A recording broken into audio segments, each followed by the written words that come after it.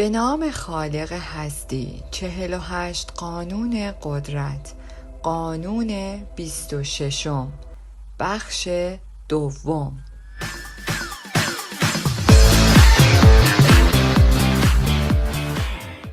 بخش دوم. از پنجه گربه استفاده کنید. در افسانه میمون پنجه دوستش گربه را میگیرد و از آن برای صید شاه بلوط از آتش استفاده می کند و به این ترتیب شاه بلوط را میل می کند بدون اینکه خودش آسیب ببیند. اگر کاری ناخوشایند یا نامطلوب وجود دارد که باید انجام شود، انجام آن کار برای شما بسیار خطرناک است. شما به یک پنجه گربه نیاز دارید، کسی که کارهای کثیف و خطرناک را برای شما انجام دهد. پنجه گربه چیزهایی را که شما نیاز دارید میگیرد، به کسانی که نیاز دارید آسیب میزند و مردم را از این که متوجه شوند شما مسئول آن هستید باز می‌دارد. بگذارید شخص دیگری جلاد یا مژده دهنده باشد، در حالی که شما فقط شادی و مژده می‌آورید. رعایت قانون 1. در سال 59 قبل از میلاد، ملکه آینده کلئوپاترا مصر که در آن زمان 10 ساله بود، شاهد سرنگونی و تبعید پدرش بطلیمیوس 12 به دست دختران بزرگش خواهرانش بود. یکی از دختران برینیس به عنوان رهبر شورش ظاهر شد و برای اطمینان از اینکه اکنون به تنهایی بر مصر حکومت خواهد کرد، سایر خواهران خود را زندانی کرد و شوهر خود را به قتل رسانید. این ممکن است به عنوان گامی عملی برای تضمین حکومت او ضروری بوده باشد، اما اینکه یکی از اعضای خانواده سلطنتی، یک ملکه نه کمتر، این چنین آشکارا چنین خشونتی را علیه خانواده خود اعمال می کند، رعایای او را وحشت زده و مخالفت‌های قدرتمندی را برانگیخته است. 4 سال بعد این مخالفت توانست بطلیمیوس را به قدرت بازگرداند و او به سرعت برینیس و سایر خواهران بزرگتر را سر برید. در سال 51 قبل از میلاد بطلیمیوس درگذشت و 4 فرزند باقی مانده به عنوان وارث باقی ماندند. طبق سنت در مصر، پسر بزرگتر بطلیمیوس 13 در آن زمان فقط 10 نفر با خواهر بزرگتر کلئوپاترا 18 ساله ازدواج کرد و این زوج با هم به عنوان پادشاه و ملکه تاج و تخت را به دست گرفتند. هیچ یک از 4 کودک از این کار راضی نبودند. همه از جمله کلئوپاترا خواهان قدرت بیشتر بودند.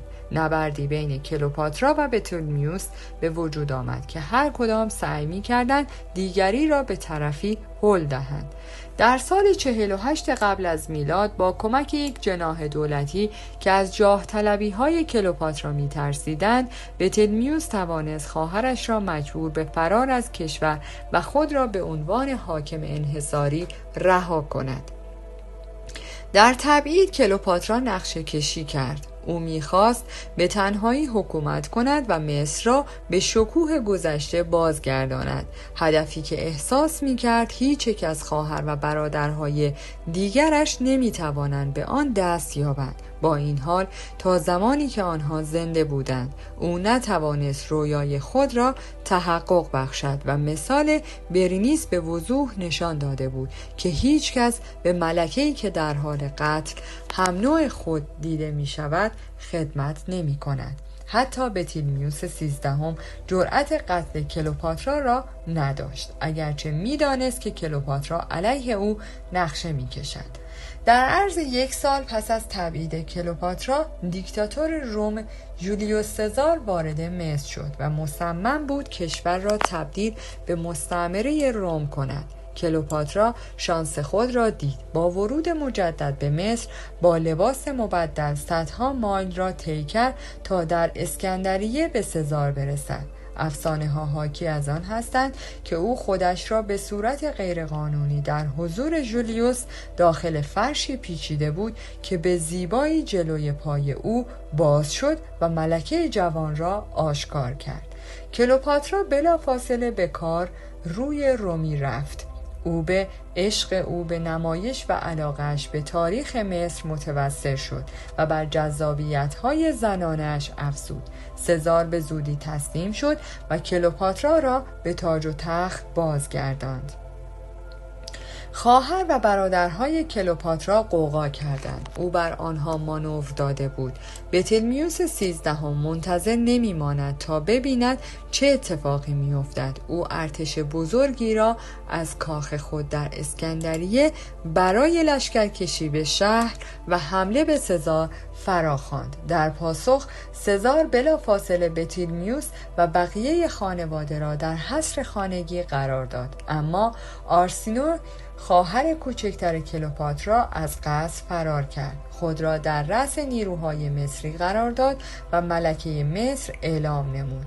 اکنون کلئوپاترا سرانجام شانس خود را دید. او سزار را متقاعد کرد طبق توافقی که او میانجیگر آتشبس خواهد بود بطلمیوس را از حبس خانگی آزاد کند. البته او می‌دانست که سزار برعکس این کار را انجام می‌دهد که برای کنترل ارتش مصر با آرسینو می‌جنگد. این به نفع کلئوپاترا بود، زیرا خانواده سلطنتی را از هم جدا می‌کرد و این فرصت را به سزار می‌داد که خواهر و برادرش را در نبرد شکست دهد و بکشد. سزار که توسط نیروهای روم تقویت شده بود به سرعت شورشیان را شکست داد. در عقب نشینی مصریان بطلمیوس در نیل غرق شد. سزار آرسینو را اسیر کرد و او را به عنوان زندانی به روم فرستاد. همچنین دشمنان متعددی را که علیه کلئوپاترا توطئه کرده بودند اعدام کرد و سایرین را که با او مخالف بودند زندانی کرد. کلئوپاترا برای تقویت موقعیت خود به عنوان ملکه بی‌رقیب اکنون با تنها خواهر و برادر باقی مانده بطلمیوس 14 در آن زمان فقط 11 نفر و ضعیفترین آنها ازدواج کرد. 4 سال بعد بطلمیوس به طور مرموزی در اثر خوردن سم درگذشت. در سال 41 قبل از میلاد کلئوپاترا از دومین رهبری رومی مارک آنتونی استفاده کرد. همان تاکتیکی که درباره جولیوس سزار به خوبی به کار برده بود. پس از اغوا کردن به او اشاره کرد که خواهرش آرسینو که هنوز در روم زندانی است برای نابودی او توطئه کرده است. مارک آنتوانی او را باور و بلافاصله آرسینو را اعدام کرد. به این ترتیب از شر آخرین خواهر و برادری که چنین تهدیدی برای کلئوپاترا بودند خلاص شد. تفسیر: افسانه حاکی از آن است که کلئوپاترا از طریق جذابیت‌های فریبنده خود به موفقیت دست یافت، اما در حقیقت قدرت او ناشی از توانایی مردم در انجام دادن دستوراتش بود. بدون اینکه متوجه شود آنها دستکاری شده‌اند. سزار و آنتوانی نه تنها او را از شر خطرناکترین خواهر و برادرانش بطلمیوس 13 و آرسینو خلاص نمودند، همه دشمنان او را هم در دولت و هم در ارتش نابود کردند. 2 مرد تبدیل به پنجه گربه او شدند. آنها برای او وارد آتش شدند و کار زشت و در عین حال ضروری را انجام دادند، در حالی که او را از ظاهر شدن به عنوان ویرانگر خواهر و برادر و هموطنان مصر محافظت کردند و در پایان هر 2 مرد به تمایل او برای حکومت بر مصر نه به عنوان یک مستعمره روم بلکه به عنوان یک پادشاهی متحد مستقل رضایت دادند. آنها همه این کارها را برای او انجام دادند بدون اینکه متوجه شوند چگونه آنها را دستکاری کرده است. این اغنا از ظریفترین و قویترین نوع بود.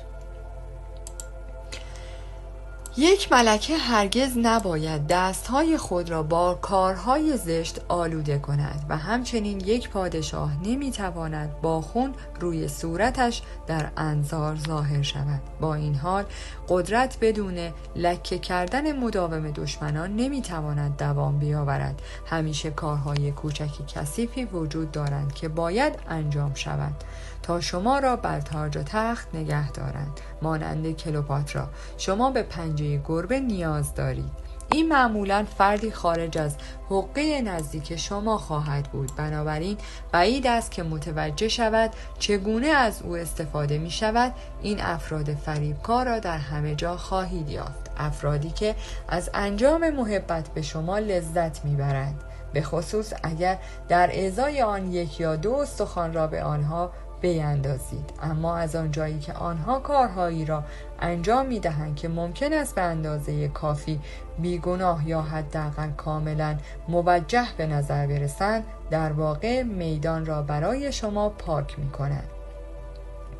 اطلاعاتی را که به آنها می دهید منتشر می کند. افرادی را که نمی دانند رقیب شما هستند تضعیف می کنند و ناخواسته اهداف شما را پیش می برند. دست آنها را کثیف کنید در حالی که دستان شما بیلک می ماند. رعایت قانون 2.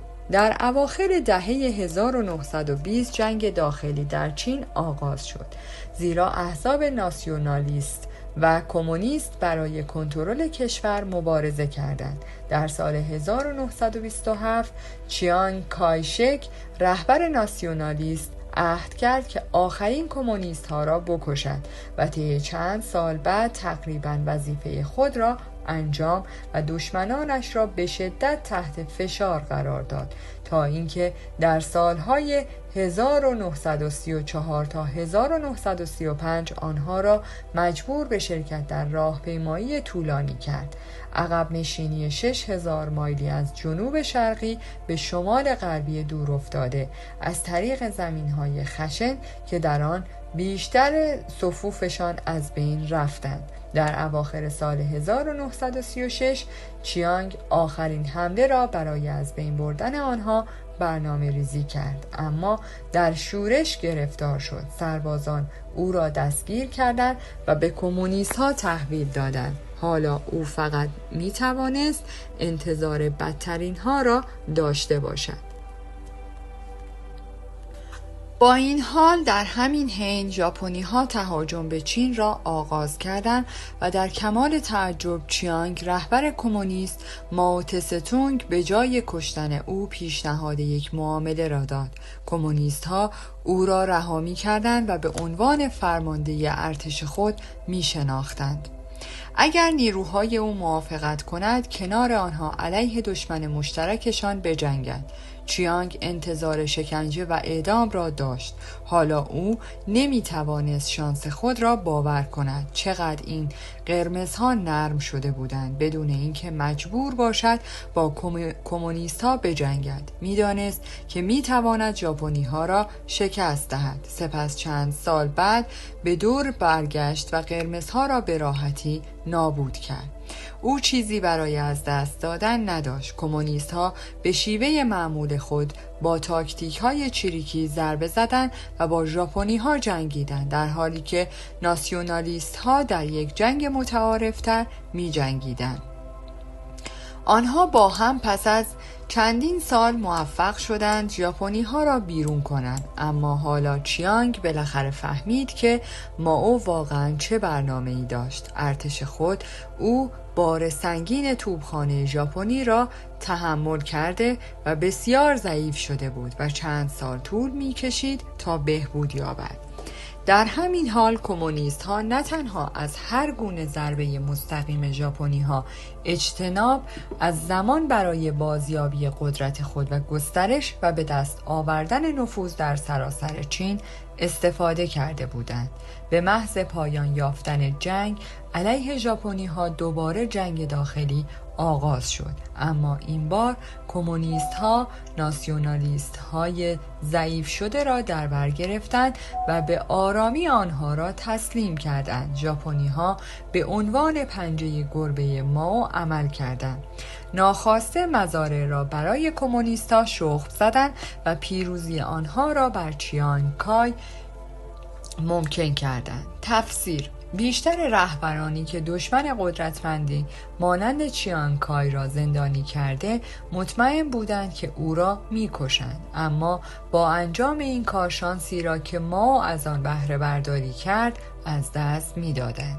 بدون چیانگ با تجربه به عنوان رهبر ناسیونالیست ها مبارزه برای بیرون راندن ژاپنی ها ممکن بود بسیار طولانی تر و با نتایج ویرانگر ادامه یابد. مائو خیلی باهوش بود که اجازه نمیداد عصبانیت شانس کشتن 2 پرنده را با یک سنگ از بین ببرد. در اصل مائو از 2 پنجه گربه برای کمک به او به منظور رسیدن به پیروزی کامل استفاده کرد. اول چیانگ را با زیرکی تومه کرد تا مسئولیت جنگ علیه ژاپنی ها را بر عهده بگیرد. مائو می‌دانست که ناسیونالیست ها به رهبری چیانگ بیشتر نبردهای سخت را انجام خواهند داد و در بیرون راندن ژاپنی ها از چین موفق خواهند شد. اگر مجبور نباشند همزمان با کمونیست ها مبارزه کنند. پس ناسیونالیست ها اولین پنجه گربه‌ای بودند که برای بیرون راندن ژاپنی ها استفاده شدند.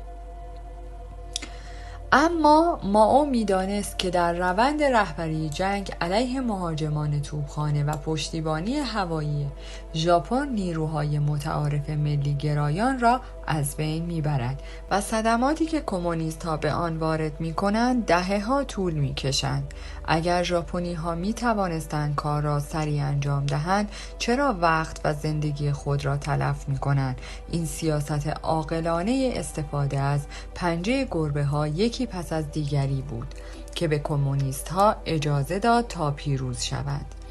پنجه گربه 2 کاربرد دارد: حفظ ظاهر همانطور که کلئوپاترا انجام داد و صرفه‌جویی در انرژی و تلاش. مورد دوم به طور خاص ایجاب می کند که چندین حرکت را از قبل برنامه ریزی کنید و متوجه شوید که یک حرکت موقت به عقب، مثلا رها کردن چیانگ، می تواند به جهشی عظیم به جلو منجر شود. اگر موقتاً ضعیف شده اید و برای بهبودی نیاز به زمان دارید، اغلب به شما کمک می کند که از اطرافیان هم به عنوان پرده‌ای برای پنهان کردن مقاصدتان و هم پنجه گربه‌ای برای انجام کارتان استفاده کنید. به دنبال شخص ثالث قدرتمندی باشید که با شما دشمنی مشترک دارد. اگر به دلیل مختلف سپس از قدرت برتر آنها برای ضربه زدن استفاده کنید که انرژی بسیار بیشتری برای شما به همراه داشته باشد.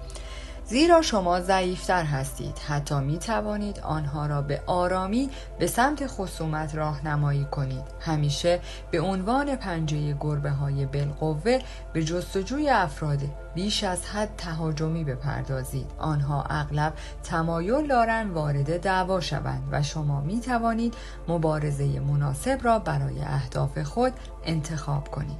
رعایت قانون سوم. کوریاما یک معلم استاد چای ژاپنی و شاگرد مراسم استاد بزرگ TDC ریکو 86 بود.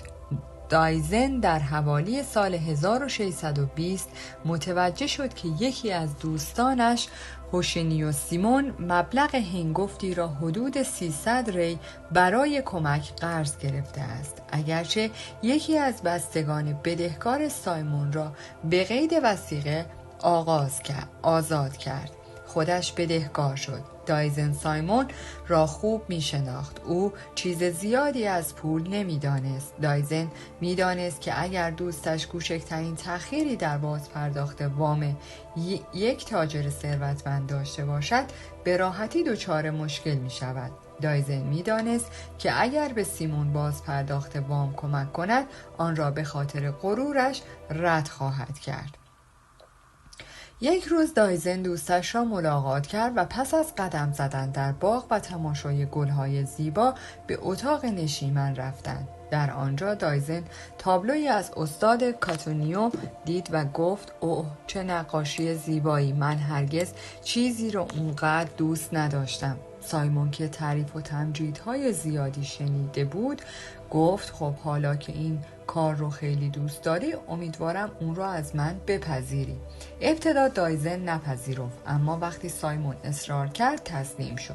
روز بعد سایمون بسته ای از دایزن دریافت کرد. درون آن یک گلدان ظریف با یادداشتی از دایزن بود که از دوستش میخواست گلدان را به نشانه قدردانی از لطف دیروز بپذیرد و توضیح میداد که گلدان توسط خود مردی از سن نوریچ ساخته و توسط امپراتور نوشته شده است.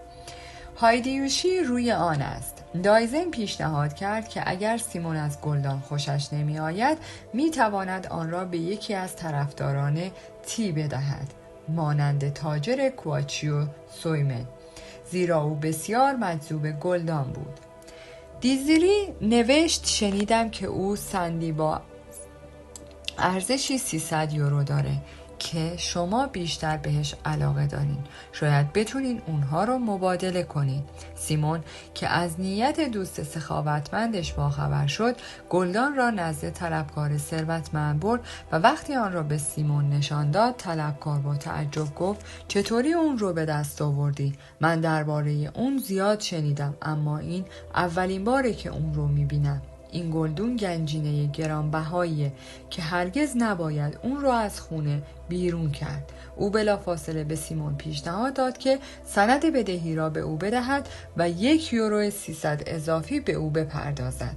اما از آنجایی که سیمون اهمیت زیادی به پول نمیداد، فقط میخواست سند بدهی را به او برگرداند. او بلافاصله به خانه دیزی شتاب تا از حمایت هوشمندانش تشکر کند. تفسیر: کوریاما دایزن می‌دانست که مهربانی کار آسانی نیست و اگر با غرور همراه باشد دوستش رنج می‌برد. غرور ممکن است برای بخشنده قدرت بیاورد، قدرتی که با کینه همراه باشد خود را از بین می‌برد، اما لطفی که غیر مستقیم است 10 برابر قدرت دارد. دایزن می‌دانست که اگر مستقیما بازی نماید فقط سایمون را ناراحت می‌کند و با این حال وقتی دوستش را وادار کرد که یک نقاشی به او بدهد، این احساس را به سایمون داد که او نیز با یک هدیه دوستش را خوشحال کرده است. در نهایت هر سه احساس رضایت کردند. در عوض دیزی خود را قربانی کرد تا شاه بلوط را از آتش بیرون بکشد. مطمئناً او از گم شدن گلدان غمگین بود، اما در عوض یک نقاشی زیبا به دست آورد و مهمتر از همه قدرت یک درباری را نشان داد. یک درباری همیشه دستکش به دست دارد تا از شدت ضربات وارده جلوگیری نماید، زخمهایش را پنهان کند و عملیات نجات را با ظرافت و پاکی بیشتری انجام دهد. یک درباری واقعی با کمک به دیگران به خود کمک می کند. مثال دایزن الگویی برای همه لطف‌هایی است که بین دوستان اتفاق می افتد. پس هرگز محبت خود را تحمیل نکنید. در عوض به اینها به عنوان اقداماتی فکر کنید که باید به طور منظم انجام دهید تا دوست خود را از نگرانی نجات دهید. نباید خیلی سرراست باشد. نگاهی به جنگل بیندازید. همه درختان راست قامت قطع شدند، اما درختان پرپیچ و خم استوار ایستادند. نکات کلیدی در قدرت: ممکن است فکر کنید که تلاش مداوم و سخت کوشی شما به عنوان یک رهبر قدرت شما را نشان می دهد. برعکس، نشانه ضعف است. چرا این قدر تلاش می کنید؟ شاید شما فردی بی لیاقت هستید و برای حفظ آن موقعیت بیش از حد تلاش کنید. شاید از آن دست افرادی هستید که تقسیم وظایف را بلد نیستید و باید درگیر همه چیز شوید. از طرف دیگر یک فرد قدرتمند هرگز عجله ندارد یا بار زیادی را به دوش می کشد. وقتی دیگران غرق در شدت کار می شوند، سرگرم می شوند. می داند که چگونه افراد مناسبی را پیدا کند که برای او کار کنند. انرژی خود را حفظ می کند و دستانش را از آتش دور نگه می دارد. شاید فکر کنید اگر خودتان کارهای کثیف انجام دهید و مستقیما درگیر کارهای ناخوشایند شوید، می توانید اعمال قدرت و دیگران را مرعوب کنید، اما با این کار تصویر زشتی از خود ارائه می دهید. افراد واقعا قدرتمند همیشه دست خود را پاک نگه می دارند و فقط خبر موفقیت خود را اعلام می کنند. البته گاهی باید انرژی مصرف یا در کاری زشت و در عین حال ضروری دخالت کرد.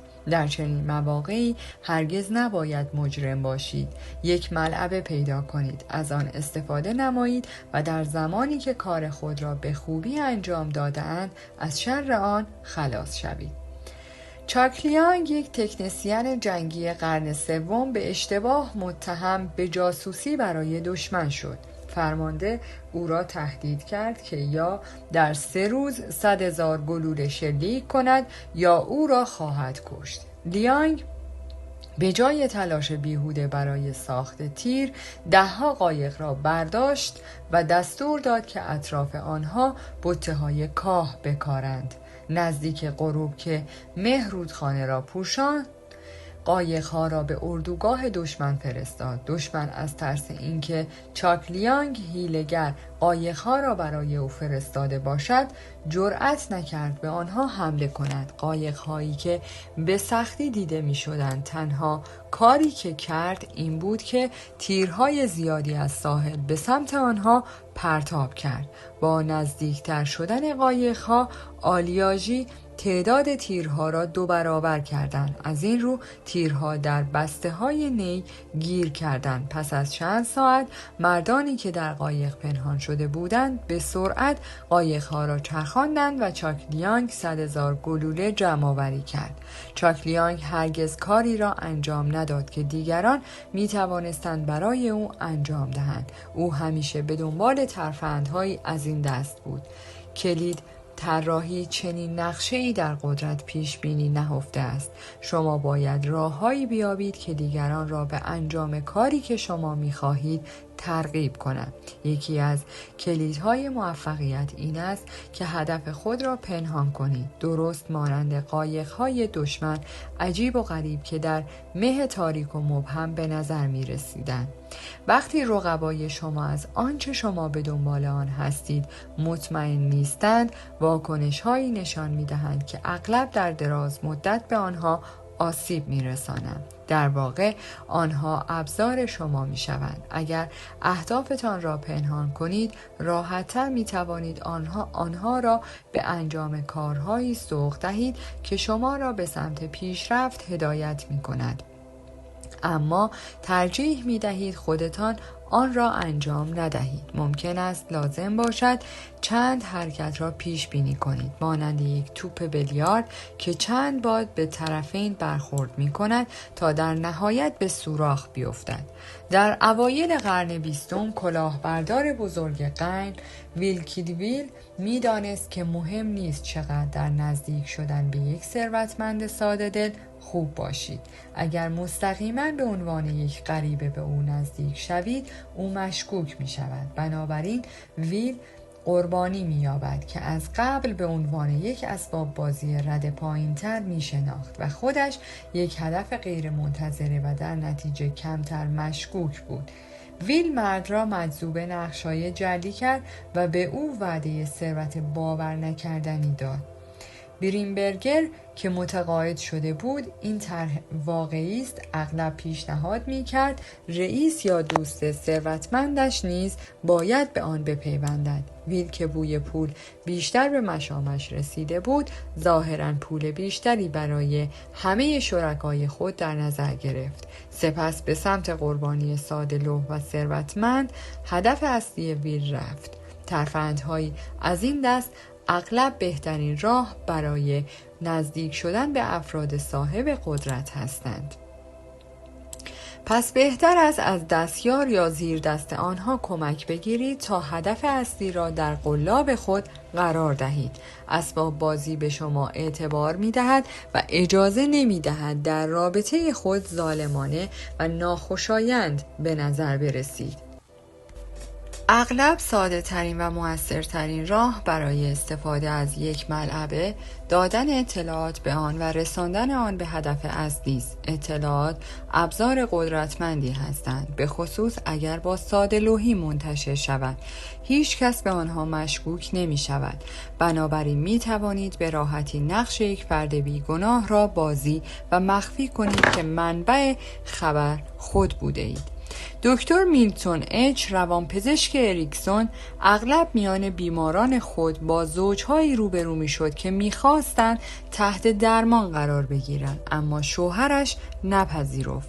دکتر اریکسون به جای هدر دادن انرژی و تلاش برای مذاکره مستقیم با مرد، خانم آن مرد را به تنهایی ملاقات کرد و وقتی او شروع به صحبت نمود، دکتر رفتار شوهرش را طوری تعبیر کرد که میدانست به گوش مرد میرسد. او مطمئن بود که زن حرفهای دکتر را به شوهرش خواهد رساند. پس از چند هفته مرد عصبانی اصرار کرد که با همسرش در جلسات شرکت نماید تا دکتر را گیج کند.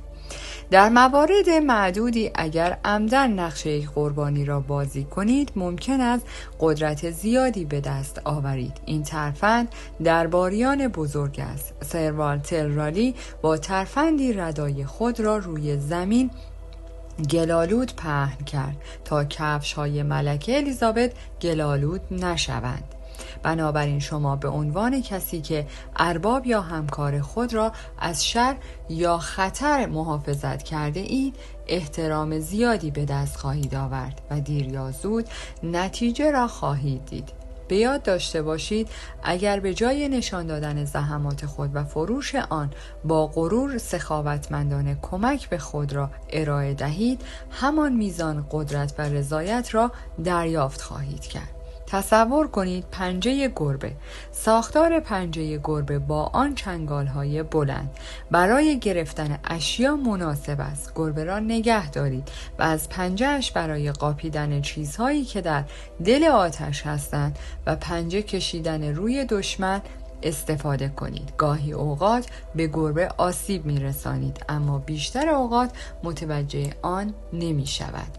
قدرت، کارهای خوشایند را خودتان و هر کار ناخوشایند را از طریق نفر سومی انجام دهید. با انجام دادن کارهای دسته اول محبوبیت کسب می کنید و با روش دوم سوء قصدها را از خود منحرف می سازید. بگذارید هر آنچه خوبی است از جانب شما باشد و هر آنچه بدی است از جانب دیگران. تغییر روی کرد. هنگام استفاده از قربانیان و ملعبه ها باید ظرافت را رعایت کرد. آنها مانند پوششی هستند که دخالت شما را در کارهای کثیف از چشم مردم پنهان می کنند. اگر یک لحظه آن پرده بیفتد و دست شما رو شود، همه چیز علیه شما خواهد بود. آن وقت شما حتی باید پاسخگوی بدبختی هایی باشید که در آن نقش نداشته اید. وقتی حقیقت فاش شد، دیگر نمی توانید اوضاع را کنترل کنید. در سال 1572 ملکه کاترین توطئه‌ای طراحی کرد تا از شر کاسپاردو کلین، دریاسالار نیروی دریایی فرانسه و یکی از اعضای مؤثر جامعه پروتستان فرانسه خلاص شود. کلین با پسر کاترین چارلز نهم دوست بود و می ترسید که دریاسالار روی پادشاه جوان تأثیر بگذارد. بنابراین ترتیبی داد تا یکی از اعضای خاندان گیز که قدرتمندترین خانواده سلطنتی فرانسه بود او را ترور کند. کاترین نقشه دیگری در سر داشت. او می‌خواست خانواده گیز را به خاطر کشتن رهبرشان مقصر بداند و با از بین رفتن 2 تن از رقبای خود، کلین و خانواده گیز، انتقام بگیرد.